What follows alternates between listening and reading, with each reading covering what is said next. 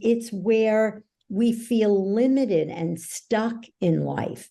So whether it's about money, whether it's about ourself, whether it's no matter what it is, our beliefs get in the way. The Financial Survival Network. Now more than ever. And welcome. You are listening to the Financial Survival Network. I'm your host, Kerry Lutz. Well, got a special guest for you, but I'm going to start this session out with a quote from Mark Twain, aka Samuel Clemens, and what he said, and it rings true to this day, is it ain't what you don't know that gets you into trouble. It's what you know for sure that just ain't so. And by the time we're done with this interview, you are going to understand that on a whole different level. I've got Shelly Lefkoe with us, the Lefkoe Institute, and we find Shelly at eliminatebeliefs.com. Shelly, I've been looking forward to this interview. I've seen you recently. You've been hitting, I pop up YouTube. There's 5 new interviews with you every time. So I really appreciate you coming on our show. It's about money, but it's about beliefs, right? It's what you think you know. So many of you out there, myself included, and then you find out that belief isn't true, and then what? So, Shelly, you deal in a rare commodity. You deal in beliefs. You're kind of up there with priests and rabbis, but beliefs, they're peddled, they're propagated, they're promoted, and so many of them are false. And they're not just by the powers that be, but by your parents, your family, your teachers in school. All these people peddle beliefs. And once you have a belief, it's hard to get rid of it, even if it just ain't so. Your whole life's been dedicated to getting people to get rid of false beliefs. So, a false belief. What is a false belief? I know on one level it's a belief that's not true, but it's more than that, isn't it? Well, a belief, Kerry, and thanks for having me. A belief is a statement about reality that you hold as the truth. And people talk about limiting beliefs. A belief is limiting because if something is the truth, then something else is not. So by the very nature of the definition, a belief is limiting. So when you think something is the truth, there's no possibility. It's tunnel vision. And most of our beliefs are unconscious. So we have beliefs that may or may not be true, but they serve us. So if you believe money comes to me, it just does. I don't know if that's true or not true, but if the belief serves you and money just comes to you, then you don't get rid of it. It's fine. It's where we feel limited and stuck in life. So whether it's about money, whether it's about ourself, whether it's no matter what it is, our beliefs get in the way. And here's the thing. We come into this world and we don't know anything about money. We don't know anything about ourselves. We don't know if we're good enough or not good enough. We don't know if life is hard or easy. And we come into this world in this little family. And whatever your family looks like, it could be mom and dad, mom and mom, dad and dad, whatever it is. You have parents. You could be in a single parent home. And children ask the question, why? And I'm going to tell you why people think it's so hard to get rid of beliefs, and it's not. And no amount of evidence will get you to believe that what you believe is not true. I have worked with 5 Harvard PhDs who had the belief, I'm stupid. They knew they weren't stupid, but they still believed it. So we come into this world, we look at our family, and if mom and dad are struggling and they can't pay the bills, and you live in a poor area, all of a sudden you go, why is it like this? Oh, I see. Life is hard. Money is a struggle. If you see your parents fighting and screaming and hitting and yelling, you might conclude relationships don't work. If you have a dad who's not present in your life, you may conclude men can't be trusted. So if you get criticized all the time by your parents, you're going to see kids say, why am I being criticized? Well, I guess I'm not good enough. So beliefs get formed early on in life. Now, here's the thing. We think we see our beliefs. So I have clients in every country around the world, really Saudi Arabia. I have a client now that I'm working with in Saudi Arabia. And when I say, doesn't it seem like you saw money is scarce and hard to get, or you saw life is hard? They say, yes, I did see it. Now, here's the thing, everybody, listen. It is impossible. Here's a quote for you, Kerry. It's impossible to not believe something that you think you saw.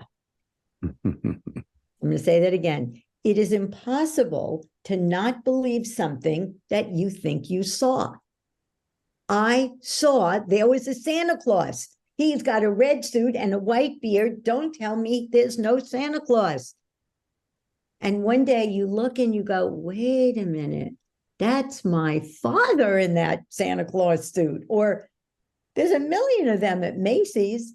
Wait a minute. I never saw Santa Claus. I made that up. The belief is gone, and it never comes back. So that's why people think beliefs are hard to get rid of. A, they're mostly unconscious. You don't even know you have them. When I make people say beliefs, because they'll tell me their problem, I procrastinate, or I have a fear of public speaking, or I can't make money, or I have a ceiling. People tell me all the time, I have a ceiling on money. I can only make a certain amount. And then we look for beliefs. When I help them illuminate the beliefs, they have no clue. But once people say, oh, now I have an awareness. Awareness will not get you anyplace exciting. So awareness, they say AA, these programs, that awareness is the first step, awareness that you have a problem. And then it's like, but nothing happens, nothing changes. And so awareness in itself does you no good whatsoever, other than to know why you're miserable. That's exactly right. That's exactly right. All right. So before we get into what you can do about it, so you focus in on limiting false beliefs. Some beliefs are good, though. Some true beliefs, like you believe you can't fly, so that kind of stops you from jumping off the top floor of the Empire State Building.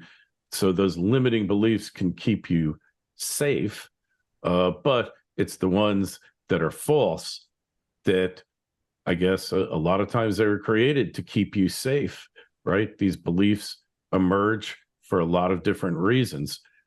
First, why do they emerge?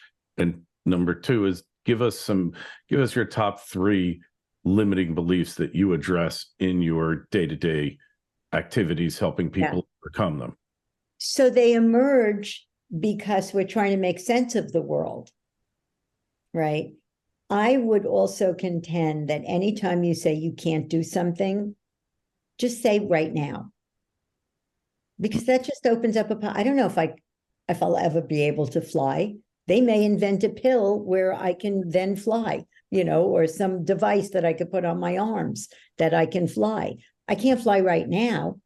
It's not safe to try. Those are useful. So there's a difference between a useful distinction and a belief. I can't is limiting. I can't right now. I don't know how to. Given the body I have in the place that I live, I can't, right? So beliefs emerge because we're trying to figure things out. And again, instead of saying this is the way it is right now, which is an opening for possibility, we just say this is the way it is. And then we end up like this. That's why our political system looks like it does. No, this is right, this is wrong. I tell parents, get rid of 4 words in your life: good, bad, right, wrong. They're judgments, they're assessments, they're not useful. So beliefs emerge because we're trying to make sense of the world. And then, what was the second part of that question? The leading limiting false beliefs that you deal with, that you help people get rid of. Like, there must be like Letterman has a top 10 list. Shelley's got Right. Thank you. The top 3. So I'll give you the top 5. So the top 5 most common beliefs that limit people: I'm not good enough. I'm not important. Mistakes and failures are bad. And Kerry and everyone listening, you might have read every business book about why mistakes and failures are valuable. You may know every quote. I could probably beat you on quotes about why mistakes and failures are not bad or not bad. And yet, until I eliminated that belief, it still ran my life. Even though I read all the quotes, didn't matter. So mistakes and failures are bad. If I make a mistake or fail, I'll be rejected.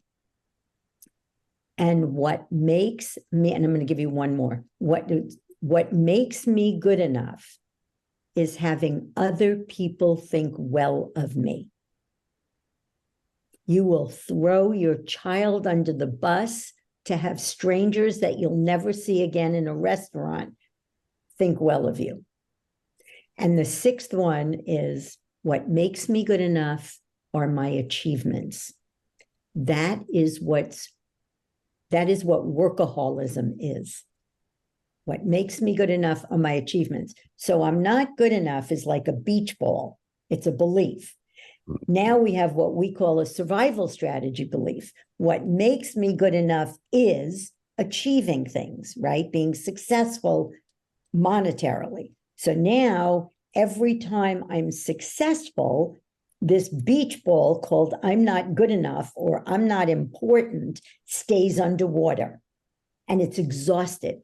And I've had people call and say, I'm on the cover of business publications. I'm worth $10 million. And I don't know my kids. I keep promising I'm going to go to their games. I'm going to show up. I'm going to take my wife out. And I keep not doing it.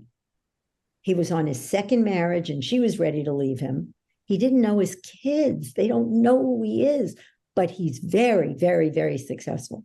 He said to me, Shelly, when is it going to be enough? I said, never. Because until you get rid of I'm not important, what makes me important is achieving things, and you get rid of those 2 beliefs, now you can have a game. The game is called make a lot of money. The game is called being successful or helping people or whatever your game is, but it's not driven. It's a choice. Right. All right. So personalizing this, like myself, I had the most horrible 3rd grade teacher. Like, I was a lefty and I wanted to read from right to left. And if I was in Israel, it would have worked out great, but in the US, not so good. And my mother hated this teacher too. And to this day, I don't like her. I think about her, and my friend bumped into her someplace. She just made me feel inferior. I couldn't finish this dumb work fast enough for her liking. I could never do anything right. That's right. In school, like till I got to college and I don't know, worked some things out, I just could never focus. I could never get my homework done. I had a block against it all. And I don't know, somehow, some way, I guess I just overcame it in my 2nd half of college, went on to law school, got great grades. But, I guess there's still a part of me that's that 3rd grader who just thinks can't get anything done and I'm useless. So I feel like maturity got me past it mostly, but it's still lingering, I guess, in unconscious and unintended ways. Yeah. So I want to clean up something you said, because this is brilliant. This is really a perfect example. Maturity didn't get you through. What got you through was, some of us are very lucky, and you're smart and you're capable, and things come easily to you. So I was one of those people. So I had a dad who used to say, my dad loved me. He was a wonderful dad. And he used to say, you don't use your head. You just don't think, when I would do something that he didn't want me to do. Where our dad, You don't use your head. So I did a lot of things well, like you, and life was good, except when something didn't come easily to me, I didn't do it. I staffed it out. I asked a friend, whether it was making Halloween costumes, my girlfriend did it, or it was something at work, I just staffed it out. And I didn't realize until I started seeing that I was playing small. I was only doing what came easily to me. And when my girlfriend said to me, I said, how did you learn PowerPoint? And she said, oh, it was easy. I just got on and I failed until I did it. And I realized I would never do that. And here was the belief. God, it makes me almost cry thinking about it. I'm not capable. I'm not smart. And of course, mistakes and failures are bad, because when I made a mistake, not only my teachers, but my father would yell at me, right? When I got rid of those beliefs, that peace that you're talking about went away. The self-doubt, the unwillingness to try. All of a sudden, when I said the words, I'm not capable. So if everybody's listening, if you say words out loud, so if you take a deep breath and you say, I'm not good enough. Now say, I'm not capable. Now say, I'm a monkey. So when you say I'm a monkey, it feels silly. When you say the words of a belief, it doesn't feel good to say it because it feels true. So it's the first way you know that you have a belief. It doesn't feel good to say, or you don't want to say it. Sometimes I'll say to people, say I'm not worth loving, which is a very tough belief to confront. A relationship belief. I'm not worth loving. And they look at me like a deer in the headlights, like, I don't want to say that. It's just words, right? I'm not worth loving. I'm not good enough. I'm not capable. They're just words, but they're loaded because you believe them. So it isn't the maturity that got you past it. It's that so many things just came easily to you. But when something doesn't, when you fail, when you make a mistake, what comes up are those beliefs from the third grade that haven't gone away yet. That's so true. Well, sometimes I guess in life, all of a sudden you think you're lousy at something, and then something happens and you find out, hey, I'm good at it. So life kind of has a way of bailing you out sometimes of these false beliefs. But the problem is that a lot of people won't try. They won't even try to see that they could do it. That's procrastination. Yeah, I mean, I've gone back because I missed a lot of work. Not that I wasn't in school and I could pick it up. I was smart enough being there, but I went back and learned old grammar from 5th grade and up. And it's like, the stuff was easy. I just believed that I could not learn it. And you know what? I was right on the money. I couldn't learn it because I couldn't open my mind up to the possibility that I could learn it. Beliefs determine, I love that, Kerry. Beliefs determine your reality. So the fact that you were smart, and of course you could learn it. People get rid of beliefs and they go, what was the big deal? Oh my God, of course I can do this. Beliefs determine what you hear, what you see, what's possible. I told a story 3 times, and after my friend had a session with me, well, she had 2 sessions with me about men and relationships. I told a story about my husband, and she said, Shelly, I've heard you tell that story 3 times. That's the first time I ever heard it. She couldn't hear it given her beliefs. So they really do keep us from growing, from being who we're meant to be, and really whatever you want to do. So money beliefs. Yeah. Money beliefs. So there are religious beliefs, right? Like money is the root of all evil. Money is scarce and hard to get. Excuse me. Money is not spiritual, right? You have to step on people to make money. You have to lie to make money. People have all these beliefs about making money, and they call me and they go, I do all the right things and money comes in and then it slips through my fingers, or it just doesn't come. No matter what I do, it just doesn't come. Beliefs are very powerful. And it tells the universe, yeah, no, not going to happen to me. All right. So there's this new agey concept, the law of attraction. And people go through these things, there's a million people peddling this stuff. And then, hey, I thought good thoughts, and, I'm thinking wealth. I see myself, running the world, whatever it is. And then it doesn't happen. And then the practitioners of this say, well, you're not believing hard enough. You don't really believe it. You're not thinking positive thoughts enough. And then you wind up feeling worse about it. Yeah, it's exactly. And it's like affirmation. I always say, when people tell me the law of attraction, I always say, well, how's that working for you? If it's working, great. If it's not, maybe try something else. But it's the same thing, Kerry, with affirmations.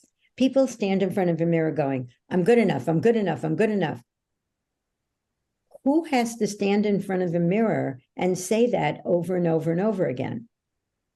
Somebody who believes they're not. So you keep affirming that you're not good by doing that. And it's, for some people, maybe it works. And if it works and you're listening, that's wonderful. Keep doing it. But for most people, it doesn't work because it doesn't get rid of the beliefs. And then you have to spend your life doing that. Even if it's working, I don't want to stand in front of a mirror all day saying, it's good enough, or I deserve it, or, whatever it is. Beautiful, whatever. So is it fair to say then that for most people, their challenge, whether they're aware of it or not, whether you know it or not, is to spend your life getting rid of these false beliefs that you totally believe? So you have to question everything you really believe in, basically your whole life from start to finish. And you're involved in kind of an internal struggle to shed these beliefs. Yeah. So no, first of all, one of the things I always say, I'm a results girl, right? So we have we've created a 19 belief, a package with 19 beliefs where you can eliminate all your self-esteem beliefs interacting with a video. And we made it very affordable because we want people to get rid of beliefs. However, getting rid of beliefs is a means to an end. I say I'm a results girl. I do not want people coming to me and working on themselves for the rest of their lives. It's exhausting. I want you to come to me and tell me, what is your pattern? So a pattern is observable. I can see you struggling around money. I can see you not taking risks. I can see you fearful of public speaking. I can see you anxious all the time. So there's behavioral patterns and emotional patterns, and then reality patterns. I do all the right things and nothing happens. But the behavioral and the emotional patterns are generally what people come to me with. I want to look at what are the beliefs underlying that pattern. So take fear of public speaking. It is the only pattern that has the same beliefs for every person. So there's 11 beliefs and what we call conditionings that are the same for every person. You get rid of those 4 sessions, you get rid of your fear of public speaking, and that's it. Next, you have anything else to work on? So I talk to my clients about watering all the plants. If you had all the plants in your house, you would never water just one, right? Because the other ones would die. And yet, we spend a lot of time in one area, in our career or in health. You know, we have people who are exercise fanatics and, you know, so I look at watering all the plants. So when people come to me, they say, I procrastinate. So we get rid of procrastination. I say, how are your relationships? I pick the wrong people. They don't treat me well. I stay in them. Okay, let's get rid of that. We get rid of the beliefs. We get rid of that pattern. And everything else, no, I take care of myself. I eat well. I'm exercising. My money is great. My career is great. Great. See you. Bye. Go live your life. I believe life is to be enjoyed. It's juicy. It's fun. It's alive. It's vibrant. Then you have a problem. Come back. And we'll get rid of that. But it's not like I'm going to sit there and go, gee, I wonder what I believe. It's irrelevant. What are your plans looking like? Right? How's your relationship? How's your money? How's your health? How's your parenting? How's your free time, your leisure time? If all those plants are singing, knock yourself out. I don't care what you believe. All right. So are these false beliefs kind of tied together in a web? So where you get rid of one, then it gets easier to get rid of the others? Is it kind of like a web of trauma? Yeah, that's an interesting question. The process to get rid of beliefs is the same, right? You just got to figure out which ones cause what pattern. My favorite population of people to work with are sexual abuse survivors. So either incest survivors or people who've been sexually abused. Because one of the things that there's an implication in my work that we don't have time in this podcast to talk about, but it's basically all of your pain and suffering. Listen, this is very important. All of your pain and suffering comes from the meaning we give events. Events have no inherent meaning. So we don't know anything for sure because something happens, okay? So when you said, my teacher made me feel, it really feels like that. Your teacher didn't make you feel anything. The meaning you gave what she did made you feel, right? So anytime you have a negative emotion, it's because you gave an event meaning. Now, I can tell you very quickly how to get rid of that emotion, but your beliefs determine the meaning you give events. So if you believe I'll never get what I want, and you have a financial deal fall through, you're going to give it the meaning. It's affirmed. Of course that happened. I knew that was going to happen. Reaffirmation. If you believe dogs are dangerous and a dog comes into the room, you're going to give it the meaning the dog's going to bite me. So our beliefs, you want to get rid of your beliefs, but you can get rid of the meaning in a moment. We have a course that in 10 weeks, you become a guru. You learn how to dissolve all the meaning. When my husband died, he was like a guru. He gave nothing meaning, and he was diagnosed with 4th stage colon cancer. And he went, okay, what are we going to do? And it wasn't denial at all. So there's a tool that you can practice where something happens, a deal falls through, and you say, oh God, what meaning did I give it? I'm going to starve to death, or I'll never be successful. What else could it mean? There's a better deal around the corner. But the fact that the deal fell through has no inherent meaning. We don't know anything for sure because that happened. So it might have a consequence, but it has no meaning. Okay. Go ahead. So the question is, do your false beliefs, and they stem from events that had no meaning, but you gave it to them, is that a result of trauma, or is it a result, or is the trauma a result of you giving it meaning that it didn't otherwise have? Brilliant, because that's where I was going with sexual abuse survivors. Right. So they conclude things like, I'm powerless, I'm damaged goods, I'm worthless, it was my fault. And those beliefs cause what happened to impact your life. If you had somebody molested you and you went, ew, that was yucky, and walked away from it with no beliefs about men, no beliefs about sex, no beliefs about people, it wouldn't be a trauma. It's a trauma because we make meaning out of what happened. Now, I'm not saying being sexually abused is a walk in the park, right? It's not.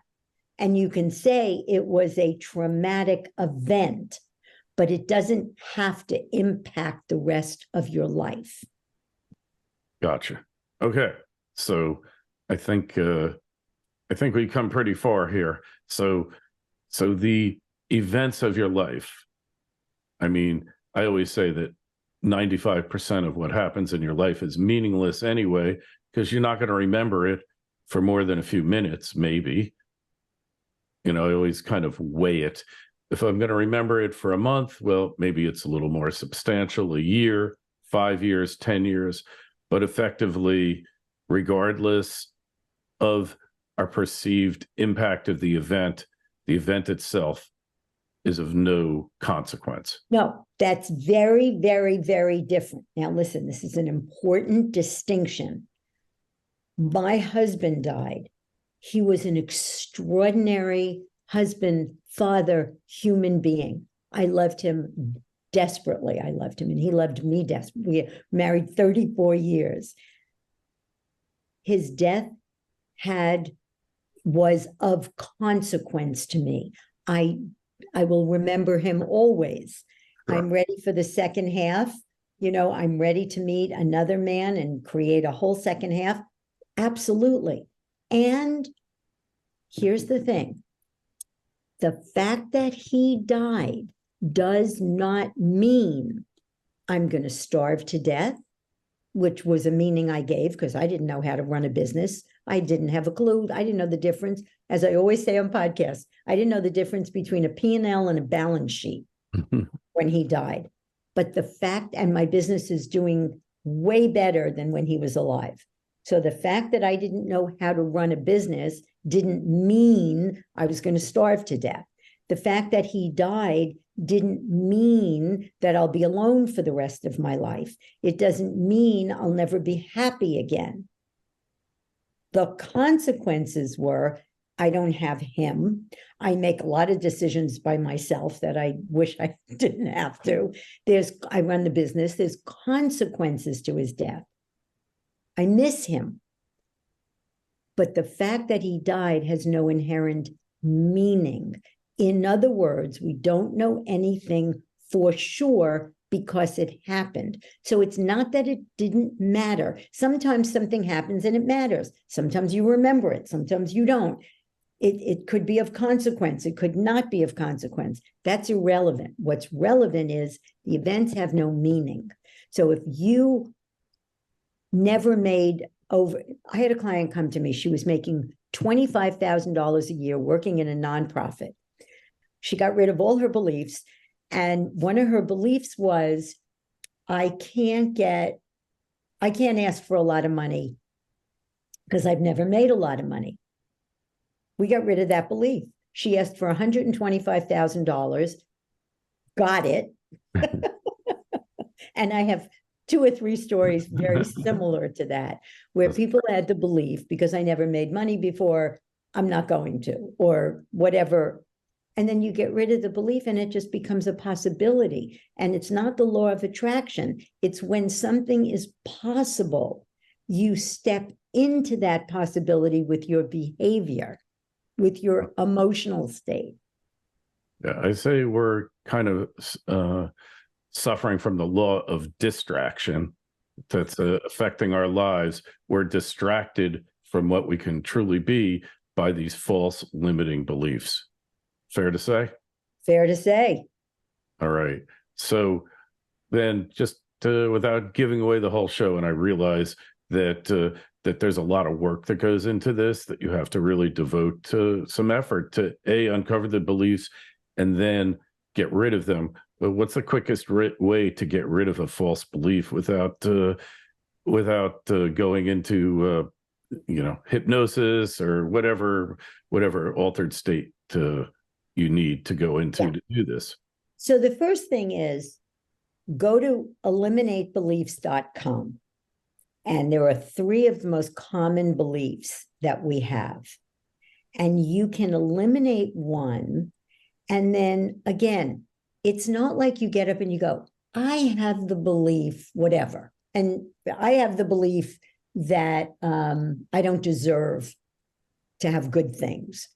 And you go, that's a crappy belief to have. And you can go on Eliminate Beliefs and go through this process. You go through the steps. It's a I don't know, 8-step process. I don't know how many steps it is. And you go through those questions. And when you get to the question, did you ever see, I don't deserve to have good things? The answer is always going to be no. I saw my father tell me that. I saw never getting Christmas presents. I saw getting hand-me-downs. Those are seeable, but you cannot see a belief. So it's not just eliminating beliefs. Again, it's eliminating patterns. You want to stop procrastinating. You want to stop playing small. I worked with a lot of day traders. They either didn't pull the trigger, they were afraid to pull the trigger, or they hire people and they don't listen to them. You know, the people tell them to do things, they have winning trades, and then they stop listening to them.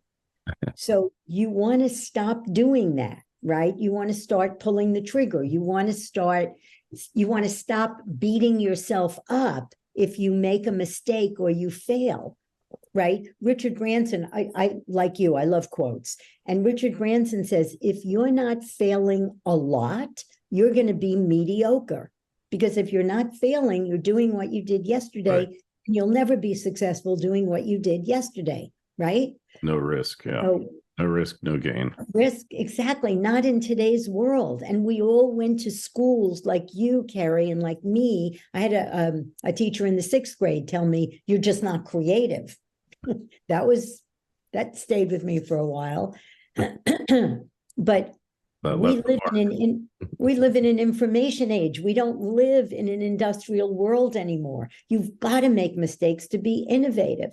And yet, if you have the belief mistakes and failures are bad, which is one of the beliefs you can eliminate, it's gonna paralyze you.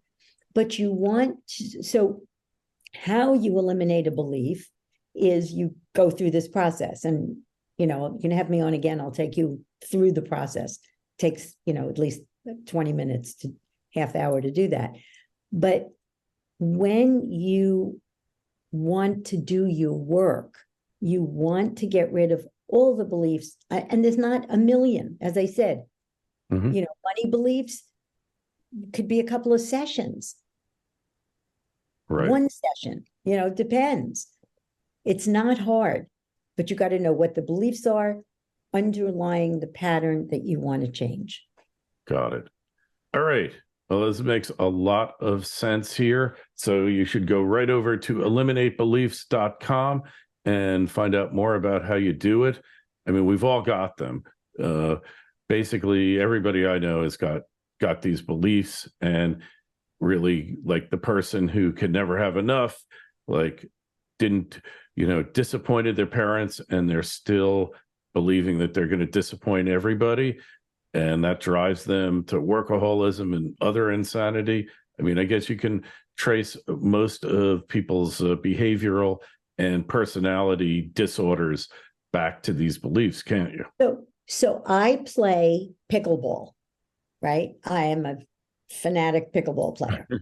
And there's this guy that everybody thought was like this horrible guy. And when he misses a ball, he'll take the paddle and he'll throw it on the floor and he'll go, Oh, God. just like that. And then one day I see him and he takes the paddle and he beats himself and he goes, stupid, stupid, stupid.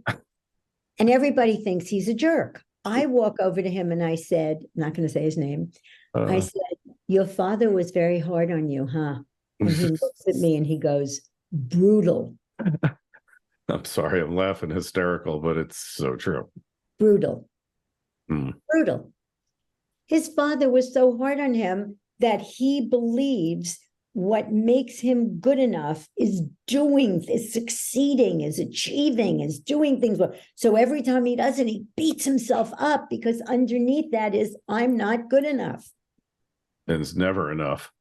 No, I just thinking of this guy at this company I knew, when somebody would go to him, he was the IT guy, and he'd go, he was Asian guy, and they'd say, my computer died. And you go, you back up your hard drive? And say, no. You go, back up your hard drive? You must be stupid, stupid, stupid, stupid.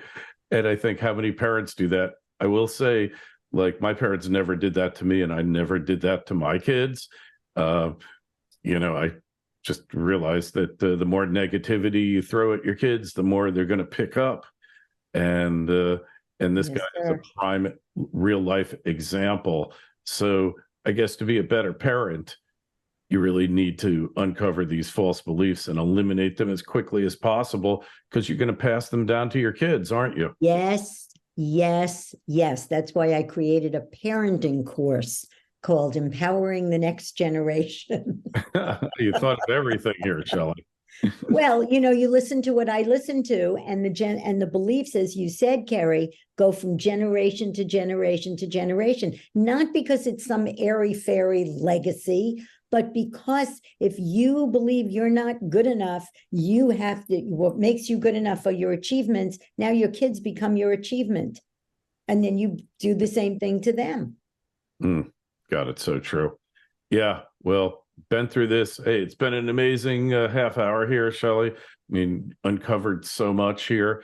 And I always believe that happiness, that satisfaction with yourself and your relationship to the world was within reach, but just seemed so impossible to actually do what was necessary to get there. And I think what you've showed us is that you can get there, and it's not that hard.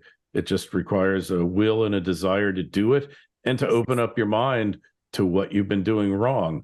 I always say, like, until you're perfect, everything you do can be improved, and you're never going to be perfect. So that's a great belief. All right. That's a great belief. I love that. All right. One that's worth keeping, not eliminating, and it's beliefs.com. Link is in the show notes to this interview on financialsurvivalnetwork.com. Make sure you click it, sign up for a free newsletter. If you got a question for Shelly, myself, the email address is kl@kerrylutz.com. Shelly, really appreciate you coming on. We will have you on again, and be well. Thanks for having me.